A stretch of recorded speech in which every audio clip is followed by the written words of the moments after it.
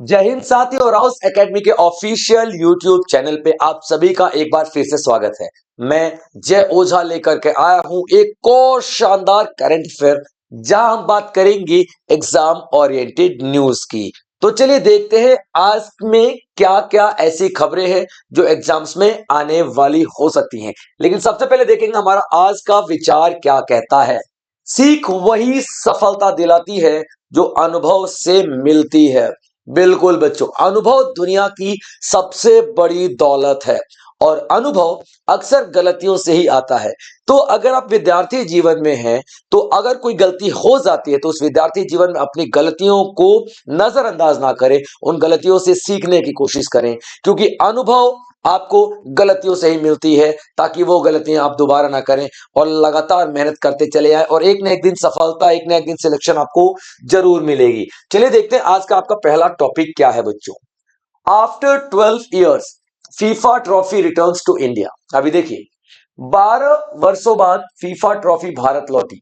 अब होता क्या है, जब भी फीफा का वर्ल्ड कप होता है तो फीफा की जो ट्रॉफी है उस फीफा की ट्रॉफी को पूरी दुनिया में घुमाया जाता है। यानी पूरी दुनिया में हर एक कंट्री में नहीं घुमाया जाता है, कुछ कंट्रीज में और कुछ डेस्टिनेशंस पर घुमाया जाता है, यानी कुछ शहरों में घुमाया जाता है। तो भारत भी फीफा का जो वर्ल्ड कप है वो लेकर के आया गया है और दिल्ली में इसको अनवील किया जाएगा, यानी इसका अनावरण किया जाएगा। ये देखिए बच्चों, ये फीफा फीफा ठीक है, आपको पता है फीफा वर्ल्ड कप की बात हो रही है, ठीक है। तो फीफा वर्ल्ड कप होने वाला है तो फीफा ट्रॉफी को 12 साल बाद यानी कि 2014 में आखिरी बार FIFA trophy, FIFA World Cup जो ट्रॉफी थी वो भारत में लाई गई थी। क्लियर पॉइंट बच्चों, वो भारत में लाई गई थी। और ऐसा नहीं है कि कोई जीत का जश्न मनाने के लिए लाई गई थी, ये एक सेरेमनी है, ये एक रीति रिवाज है जो कि होता ही होता है। वर्ल्ड कप से पहले आपको फीफा का जो ये ट्रॉफी है पूरे दुनिया में घुमाया जाएगा। तो 12 सालों के बाद फीफा वर्ल्ड कप ट्रॉफी जो है भारत में आई और इसका अनावरण कहां पर किया गया, तो दिल्ली में किया गया है। ठीक है बच्चों, इसका अनावरण कहां पर किया गया है, तो दिल्ली में किया गया है। और दिल्ली में किसने इसका अनावरण किया है, तो हमारे स्पोर्ट्स मिनिस्टर हैं, हमारे स्पोर्ट्स मिनिस्टर हैं मनसुख मांडविया जी। ठीक है, उन्होंने अनावरण किया। स्पोर्ट्स मिनिस्टर हैं मनसुख मांडविया जी। क्लियर है पॉइंट बच्चों, मनसुख मांडविया, ठीक है, मनसुख मांडविया जी, तो इन्होंने अनावरण किया है। अभी आप देखना कि यहां पर प्रेजेंस की बात करें तो एक बेहतरीन, बेस्ट कह सकता हूं मैं, ठीक है, गिलबर्टो गिलबर्टो डिसिल्वा ने प्रेजेंट किया ये ट्रॉफी को। यानी कि मनसुख मांडविया जी ने तो चलो इंडिया में अनावरण किया है, लेकिन इंडिया में जो इंटरनेशनल प्रतिनिधि की बात करें तो वो कौन है, गिलबर्टो डिसिल्वा। गिलबर्टो डिसिल्वा भी यहाँ पे मौजूद रहे, ठीक है, याद रखेंगे आप लोग, Gilberto de Silva, Gilberto Gilberto de Silva, de Silva, ठीक है बच्चों, डिसिल्वा, ये भी यहाँ पे मौजूद रहे हैं। अब इस ट्रॉफी को भारत में लेकर के कौन आ रहा है, कौन सी कंपनी ने स्पॉन्सरशिप दिया इसको, तो कोका कोला ने, कोका कोला ने इसको स्पॉन्सरशिप दिया है, याद रखिएगा, ठीक है। तो अभी कोका कोला के द्वारा ये भारत में लेकर के आई जा रही है, क्योंकि कोका कोला को स्पॉन्सरशिप मिली है इस पूरा फीफा वर्ल्ड कप का। और ये ट्रॉफी सिर्फ भारत में ही नहीं, तकरीबन तकरीबन 30 देशों में, नॉट तकरीबन तकरीबन 30 देशों में जाएगी और 30 देशों की 75 डेस्टिनेशंस पर घुमाई जाएगी। 75 डेस्टिनेशंस का मतलब क्या होता है, 75 जगहों पर घुमाई जाएगी। तो आप लोग देखोगे कि फीफा वर्ल्ड कप होने से पहले इस फीफा वर्ल्ड कप को 70 जगहों पर, 75 जगहों पर, और ये 75 जगह 30 देशों के अलग अलग होंगे। फीफा वर्ल्ड कप की बात कर लेते हैं भाई साहब। तो फीफा वर्ल्ड कप जो है नॉट 22, 18 कैरेट गोल्ड से बना होता है। यानी कि ऐसा नहीं है कि इस पे गोल्ड की प्लेटिंग लगी है, पूरा 18 कैरेट गोल्ड से पूरा पूरा ट्रॉफी बना रहता है। और इस साल का जो स्पॉन्सरशिप है वो कोका कोला के सामने है। तो 12 वर्षों के बाद FIFA World cup trophy Bharat पहुंची, जिसे नई दिल्ली में खेल मंत्री मनसुख मांडविया और गिलबर्टो डिसिल्वा की उपलब्धि में कोका कोला के 150 दिवसीय 150 दिन ये पूरे दुनिया में ट्रेवल करेगी और 30 देशों में जाएगी, 75 नॉन स्टॉप जो शहर है वहां पर जाएगी और वैश्विक दौरे पर इस ट्रॉफी को पूरी दुनिया के सामने रखा जाएगा, यानी कि अनवील किया जाएगा, इसका अनावरण किया जाएगा। क्लियर है बच्चों? चलिए आगे देखते हैं। इंडिया अनवील्स ब्रिक्स 2026 लोगो। आपको पता है कि 1 जनवरी से लेकर के 1 जनवरी, ठीक है बच्चों, 1 जनवरी 2026 से लेकर के 31 दिसंबर 2026 तक कौन भारत क्या करने वाला है? अध्यक्षता। भारत ब्रिक्स की अध्यक्षता करने वाला है। भारत ब्रिक्स की अध्यक्षता करने वाला है। क्लियर पॉइंट बच्चों? अब ब्रिक्स की अध्यक्षता करने वाला है तो सारी की सारी जो जिम्मेदारी है वो अभी भारत की ही है, ब्रिक्स की। तो इस 1 साल के दौरान भारत क्या क्या करने वाला है, इसके लिए पूरा डिसीजन भारत ही लेगा। और अभी भारत ने, ये आपको दिखाई दे रहा है, ये अभी भारत ने एक पूरा लोगो डिजाइन किया है। भारत ने एक लोगो डिजाइन किया है और ये लोगो में आप देखना एक कमल का फूल है। कमल का फूल आपको लोगो में दिखाई देगा और इस कमल के फूल में बहुत सारे कलर हैं, बहुत सारे कलर हैं। तो ये जितने भी कलर हैं ये क्या बता रहे हैं कि हाँ भैया ये सारे देशों को रिप्रेजेंट कर रहे हैं। जैसे कि बी का मतलब क्या होता है? ब्राजील, तो ग्रीन दिखाई दे रहा। आर का मतलब रशिया, तो ब्लू दिखाई दे रहा है। आई का मतलब इंडिया, तो येलो दिखाई दे रहा है। सी का मतलब चाइना, तो रेड दिखाई दे रहा है। ठीक है, आप देखो। और एस का मतलब इंडिया बच्चों, एस का मतलब एस का मतलब आप एस का मतलब ये वाला जो येलो कलर दिखाई दे रहा है ये है। ठीक है बच्चों। आई का मतलब केसरिया है। आई का मतलब आप देखोगे केसरिया। इंडिया में डेफिनेटली केसरिया की बात होती है ना, तो केसरी रंग हमारे भगवा रंग को दिखाता है यहाँ पे। तो इंडिया ने अनवील किया official BRICS 2026 logo featuring a lotus crowned with a namaste. ठीक है, नमस्ते। ठीक है, नमस्ते का एक वो दिखाई दे रहा हाथ जैसा, एक वो किया हुआ है हाथ, नमस्ते स्वागत करता हुआ दिखाई दे रहा है। ये देखिए नमस्ते, है ना, ये नमस्ते दिखाई दे रहा है, नमस्ते। क्लियर पॉइंट यहाँ पे। तो एक लोगो डिजाइन किया गया है भारत के द्वारा। अभी एक इंपॉर्टेंट न्यूज आप लोगों के सामने आ रही है। ठीक है, अभी देखिए जो थीम है हमारे ब्रिक्स की, थीम का मतलब क्या होता है कि किस एक विशेष बात पे हम लोग काम करने वाले हैं। तो ब्रिक्स के लिए जो थीम डिसाइड किया गया है वो किया गया बच्चों, building for resilience. Building for resilience, innovation, cooperation and sustainability. इसका मतलब क्या होता है कि हम ब्रिक्स को बनाएंगे इतना मजबूत। रेजिलेंस का मतलब क्या होता है? कोई प्रॉब्लम आए, कोई विपत्ति आए इन सारे देशों पे, तो उसको हम लोग झेल सकते हैं, उससे हम लोग निपट सकते हैं। इनोवेशन, नवाचार करते रहेंगे, यानी कि नई नई टेक्नोलॉजी हम लोग लेकर के आते रहेंगे। कॉपरेशन का मतलब सारे कंट्रीज मिल करके एक दूसरे का साथ देंगे, सपोर्ट करेंगे। और सस्टेनेबिलिटी का मतलब क्या है? ये ब्रिक्स की ग्रोथ सस्टेन रहेगी, यानी कि सतत लेवल पर चलती रहेगी, सतत विकास इसका होता रहेगा। तो ये थीम है बच्चों। ब्रिक्स की बात कर लेते हैं तो ब्रिक्स इसलिए भी इंपॉर्टेंट हो जाता है भारत में आकर के क्योंकि ब्रिक्स के 20 साल पूरे हो रहे हैं।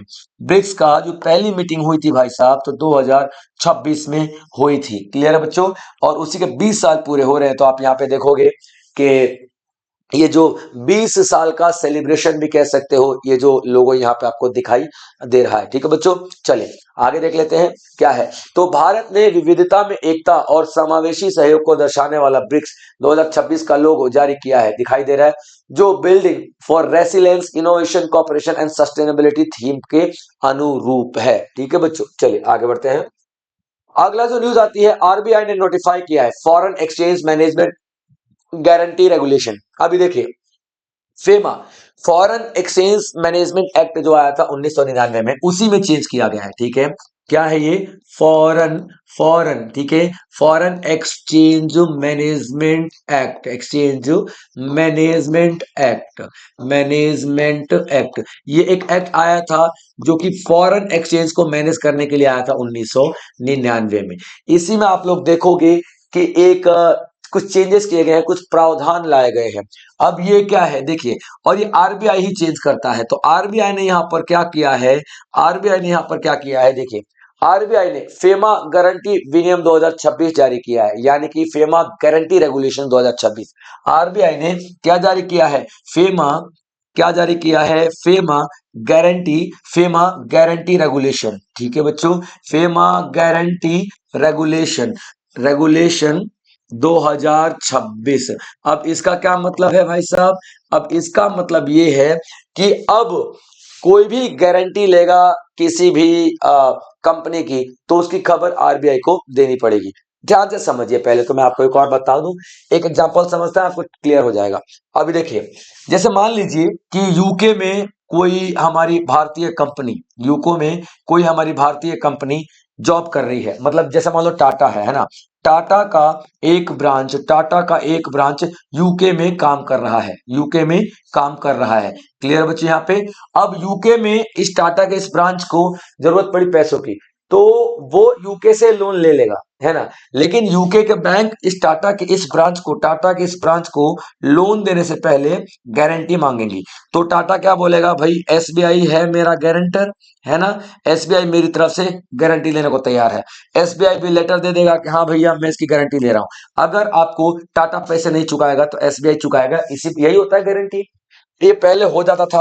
अब आरबीआई ने कहा है कि ऐसा कुछ नहीं होगा, ठीक है, आप आपस में कुछ नहीं करोगे, आप जो लोन ले रहे हो उसकी भी खबर मुझे होनी चाहिए, ठीक है, जो गारंटी ले रहा है उसकी भी खबर होनी चाहिए, अगर आप चुका कितना ले रहे हो उसकी भी खबर होनी चाहिए, कौन दे रहा है, भाई साहब आप दे रहे हो ना, तो आप पूरी की पूरी इंफॉर्मेशन मुझे दोगे। अब सवाल आता है कि आरबीआई को क्या पड़ी है भाई इस बात में। देखिए, मान लीजिए कि टाटा ने लोन लिया यूके बैंक से और फेल हो गया, डूब गया, नहीं दे पाया, तो डेफिनेटली यहाँ पे होगा क्या, इंडिया की इमेज खराब होगी, इंडिया में कोई इन्वेस्टमेंट नहीं करना चाहेगा। दूसरा पॉइंट, अगर चुकाना भी होगा, अगर ये नहीं चुका पाएगी, ये जो सब्सिडरी कंपनी है ये कब चुकाएगी, क्योंकि तो यूके में ही काम कर रही है, यूके का ही ब्रांच है, तो यूके में ही कमाएगी, यूके में चुका देगी। तो जो या तो पैसा आएगा या तो पैसा यहां से जाएगा, क्योंकि अगर यहाँ मेन ब्रांच से चुकाया जाएगा, अगर मान लो मेन ब्रांच से चुकाया जाएगा तो भारत का पैसा जाएगा ना भाई, भारत का पैसा जाएगा, हमारा हमारा पैसा विदेश में जाएगा, तो इंडियन इकोनॉमी को नुकसान है।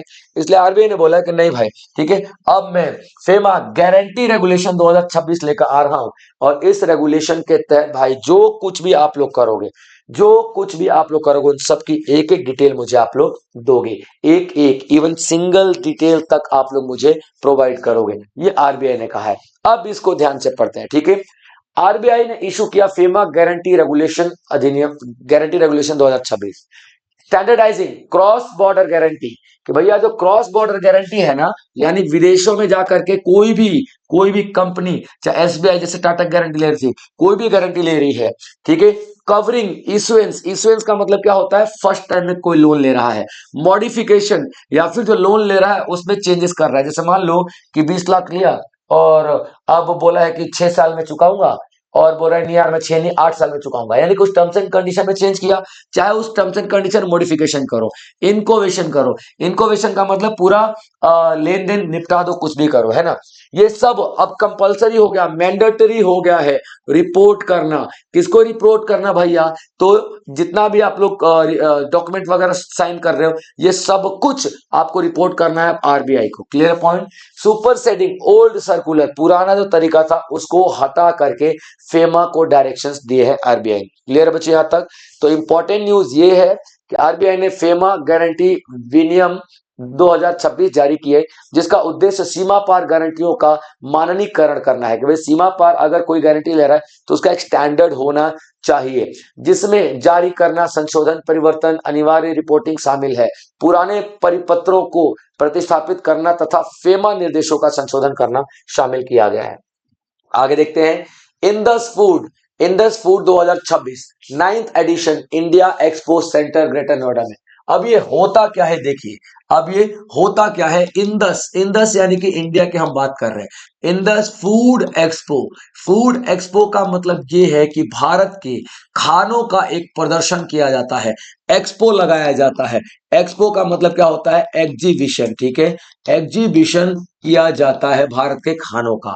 और नोएडा में लगाया जा रहा है। नोएडा में कहाँ पे लगाया जा रहा है भाई साहब, तो एक्सपो, ठीक है, इंडिया एक्सपो। नोएडा में एक बिल्डिंग है, जगह है इंडिया एक्सपो, वहां पर ये लगाया जा रहा है।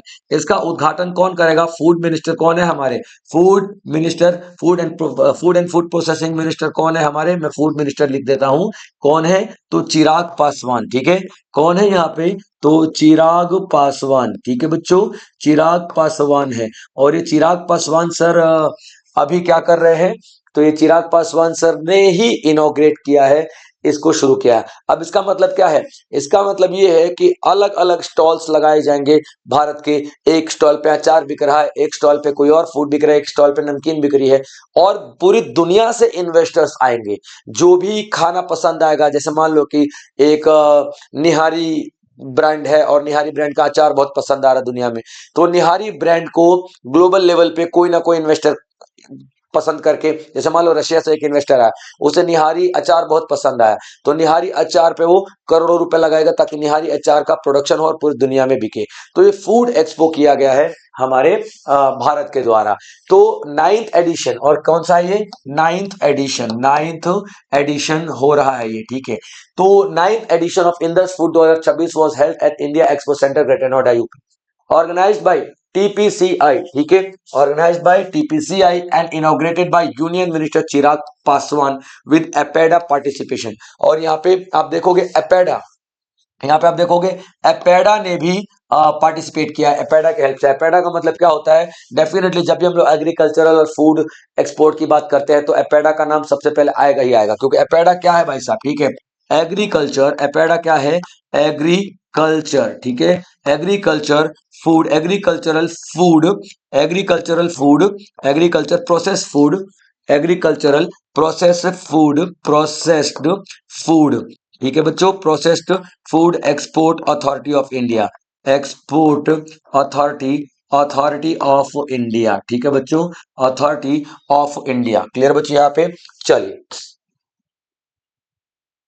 ये एक में कहा जाता है ये, ओके ठीक है, चलिए कौन सा पेज है, कौन सा पेज है, कौन सा पेज है, कौन सा पेज है, कौन सा पेज है, ठीक है ये रहा, ठीक है बच्चों।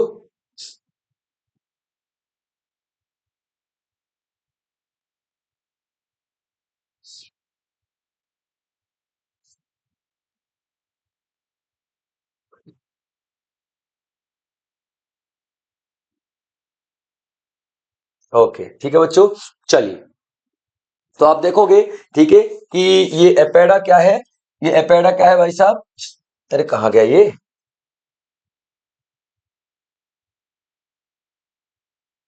आगे पीछे तो नहीं हो गया, हम्म,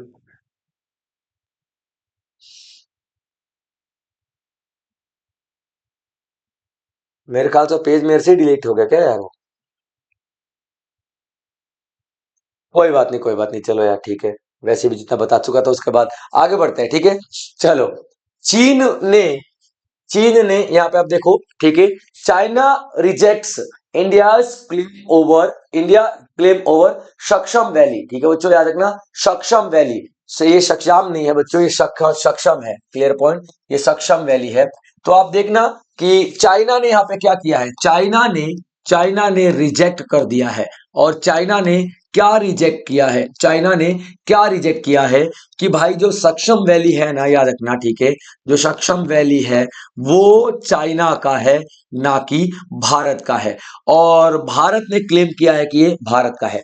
देखिए इसकी कहानी कहां से शुरू होती है, ये किस एरिया में है, तो ये एक तो खैर फिलहाल तो खैर पीओके की बात कर लेते हैं, ठीक है, पाकिस्तान ऑक्यूपाइड कश्मीर इस वाले एरिया में है।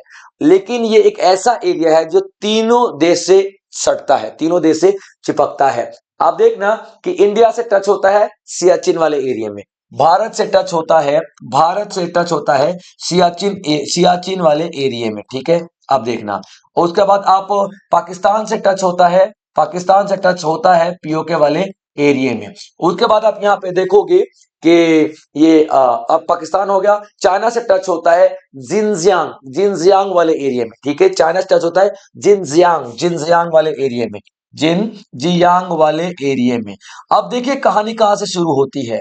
जब पाकिस्तान के अंडर में ये आपका ये सक्षम वैली पाकिस्तान के अंडर में गया, पाकिस्तान ऑक्यूपाइड कश्मीर में, तो पाकिस्तान ने क्या किया, यहाँ एक एग्रीमेंट कर दिया चाइना के साथ, और ये एग्रीमेंट किया गया था 1963 में।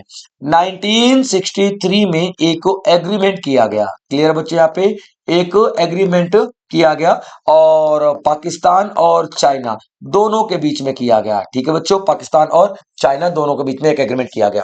और इस एग्रीमेंट का एक क्लॉज नंबर 6 है कि भाई चाइना ने, इंडिया ने बोला कि भाई पाकिस्तान तुम कैसे डील कर सकते हो, अभी तो ये फैसला हुआ ही नहीं कि वो भारत का एरिया है कि तुम्हारा एरिया है, तुम कैसे डील कर सकते हो, कैसे चाइना को दे सकते हो। तो इसमें एक आर्टिकल 6 है, इसमें एक आर्टिकल 6 है जिसमें कहा गया है कि ठीक है ना, अगर भविष्य में अगर सक्षम वैली आपका निकल जाता है, भारत का निकल जाता है, तब इस एग्रीमेंट पे दोबारा बातचीत होगी चाइना, पाकिस्तान और भारत के बीच में।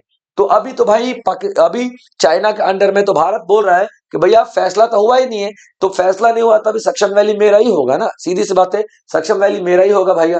तो लेकिन यहां पर बोला जा रहा है चाइना के द्वारा कि नहीं ये हमारा ही है, क्योंकि पाकिस्तान ने हमारे साथ डील इसके बारे में कर दिया था। तो ओवरऑल अभी हम कुछ भी नहीं कह सकते हैं, ठीक है। तो सतगाम जो घाटी है पर भारत के क्षेत्रीय दावे को खारिज कर दिया गया है। यह घाटी भारत से पूर्व सियाचिन को टच करती है, पाकिस्तान में दक्षिण और पश्चिमी पीओके को टच करती है, और चीन में उत्तर शिनजियांग से लगती है। 1963 के समझौते के अनुच्छेद 6 के तहत विवाद को कश्मीर समाधान से जोड़ा जाता है, यानी कि कश्मीर पे अभी भी भारत और पाकिस्तान का युद्ध चल रहा है भाई, कैसे उस एरिया को किसी और को दिया जा सकता है। तो आर्टिकल 6 बोलता है कि ठीक है, अगर ये एरिया भारत का निकलता है भविष्य में, तो इस मुद्दे पर फिर से बात की जाएगी। तो आप देखोगे अभी चाइना ने फिलहाल की रिजेक्ट तो कर ही दिया है। चलिए आगे देखते हैं। Central empowered committee recommends restoring 2016 ESZ of Bannerghatta national park, clear बच्चों, याद रखना, ठीक है, इकोनॉमिक सेंसिटिव जोन कहा जाता है ईएसजेड, ठीक है। अब देखिए क्या कहा जाता है, एक बनरघट्टा नेशनल पार्क है, बनरघट्टा नेशनल पार्क है, और ये बनरघट्टा नेशनल पार्क जो कि आपको बेंगलोर में दिखाई देगा, ठीक है बच्चों, जो कि आपको बेंगलोर में मिलेगा, बेंगलोर के पास ही मिलेगा, बेंगलोर का सटे हुए एरिया में मिलेगा। अब इसको ना बाहर थोड़ा बफर जोन बनाया गया था, बफर जोन बाहर वाला एरिया सुरक्षित कर दिया जाता है, जैसे ये बनरघट्टा का मेन एरिया हो गया, और ये बफर जोन आगे कुछ 1-1.5 किलोमीटर का जोन बना दिया जाता है ताकि ये अंदर वाला एरिया बिल्कुल सुरक्षित रहे। तो 2016 में ये एक बफर जोन बनाया गया था। धीरे धीरे ह्यूमन एक्टिविटी होती चली गई और ये बफर जोन पतला होता चला गया, और ये बफर जोन क्या होता चला गया, पतला होता चला गया, पतला होता चला गया, और कुछ इस तरीके से होता चला गया है पतला। तो अभी बोला गया है कि हमारे जो एनवायरमेंट साइंटिस्ट हैं, एनवायरमेंटलिस्ट हैं, उन्होंने कहा है कि भाई साहब जैसा ये 2016 में था वैसा ही कर दो इसको, यानी बफर जोन उतना फिर से कर दो जैसा ये 2016 में हुआ करता था। अदरवाइज बनरघट्टा नेशनल पार्क को भाई कोई भी नहीं बचा सकता, ये बहुत ज्यादा नुकसान हो रहा है। तो अभी देखिए सीईसी यानी कि सेंट्रल एम्पावर्ड कमिटी ने ये रिकमेंडेशन दिया है, सेंट्रल एम्पावर्ड कमिटी ने ये एक रिकमेंडेशन दिया है कि भाई साहब 2016 में जिस तरीके से बनरघट्टा हुआ करता था, ठीक है, बड़ा एक बफर जोन क्रिएट किया गया था ये नेशनल पार्क, क्योंकि ये बहुत सारे पक्षियों के, बहुत सारे जीव जंतुओं का घर माना जाता है। 2016 में जिस तरीके से इसको रिस्टोर किया गया था वैसे ही फिर से कर दिया जाए तो इसको बचाना हमारे लिए संभव हो जाएगा। तो केंद्रीय सशक्त समिति ने बनरघट्टा राष्ट्रीय उद्यान के ईएसजेड इकोनॉमिक सेंसिटिव जोन को 2016 की सीमा तक बहाल करने की सिफारिश की। यह कर्नाटक के बेंगलुरु के निकट निकट अनेकल हिल्स में स्थित है। अनेकल हिल्स में स्थित है, जो वन्य जीवों, वनस्पति और पारिस्थितिकी संवेदनशील बफर जोन की सुरक्षा करता है। इसको बफर जोन बोलते हैं, जो कि किनारे किनारे पे हम लोग भूमि को सुरक्षित रख लेते हैं। इसको क्या बोलते हैं हम लोग? बफर जोन के नाम से जानते हैं। क्लियर बच्चों, याद रख लेना। और ये अनेकल हिल्स में स्थित है। किस हिल्स में? अनेकल हिल्स में स्थित है। क्लियर पॉइंट बच्चों, याद रख लेना। अनेकल हिल्स, ठीक है, अनेकल अनेकल हिल्स में स्थित है। ठीक है बच्चों, ये इंपॉर्टेंट पॉइंट है।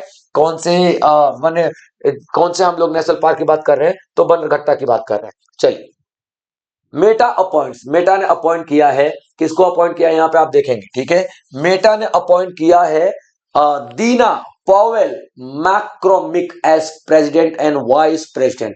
मेटा, आप सभी को पता है इसकी पेरेंट कंपनी कौन सी है, ठीक है। मेटा, मेटा इसकी पेरेंट कंपनी कौन सी है? तो फेसबुक है। तो इसी की फेसबुक है, इसी की आप लोग देखना, इसी के प्रेसिडेंट, इसी के प्रेसिडेंट के पद पे और प्रेसिडेंट और वाइस चेयरमैन के पद पर, ठीक है बच्चों, president and vice chairman, vice chairman के पद पर, वाइस चेयरमैन के पद पर नियुक्ति की गई है। और किसकी नियुक्ति की गई है? याद रखना, ठीक है।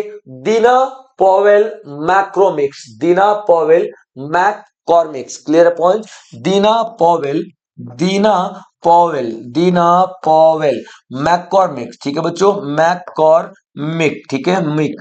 Clear point? मैककॉर्मिक, ठीक है। ये इनको अपॉइंट किया गया है। अब क्यों किया गया है? क्योंकि देखिए, जिस तरीके से फेसबुक है, आगे चल के एआई में बहुत बड़ी इन्वेस्टमेंट कर रहा है, बहुत बड़ी बड़ी इन्वेस्टमेंट्स कर रहा है। और इतनी बड़ी बड़ी इन्वेस्टमेंट्स के लिए उसको एक्सपर्ट चाहिए। और ये जो मैडम है भाई साहब, ये किसकी एडवाइजरी काउंसिल में रह चुकी है? तो डोनाल्ड ट्रंप की एडवाइजरी काउंसिल में रह चुकी है। याद रखिएगा, डोनाल्ड ट्रंप की एडवाइजरी काउंसिल्स में रह चुकी हैं। तो आप समझिए इनको कितना ज्यादा एक्सपीरियंस होगा।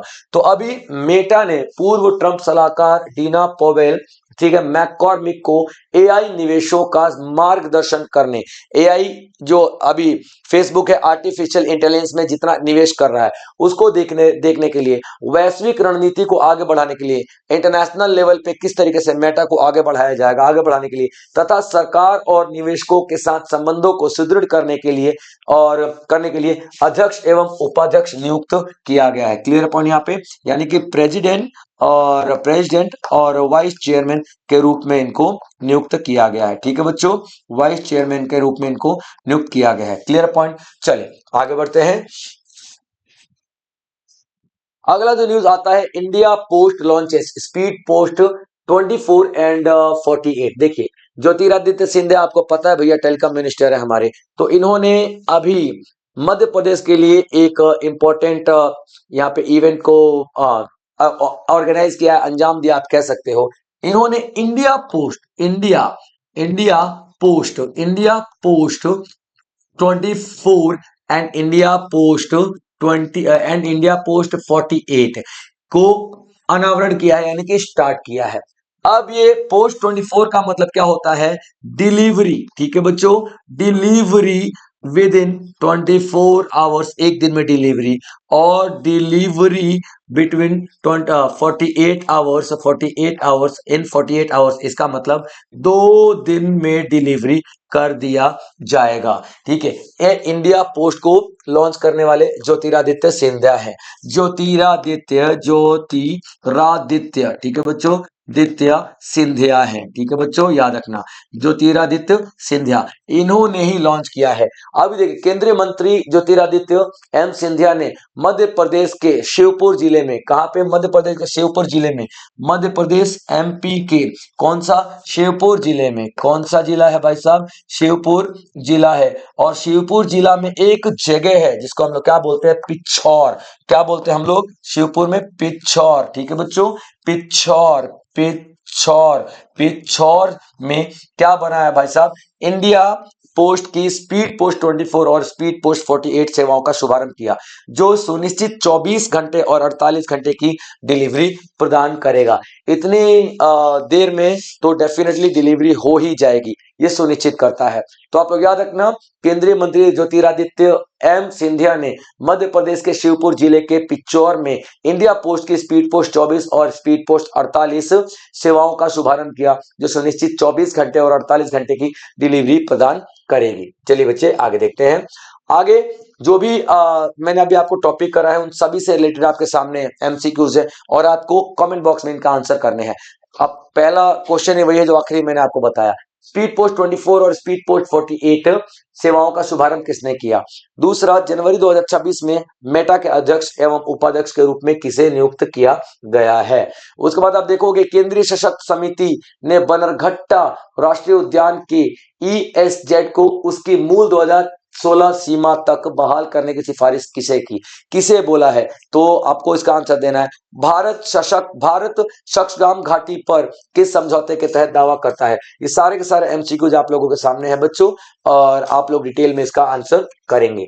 क्लियर बच्चों, देख लीजिए यहाँ पे आपके पास आंसर्स हैं। चलिए आगे बढ़ते हैं।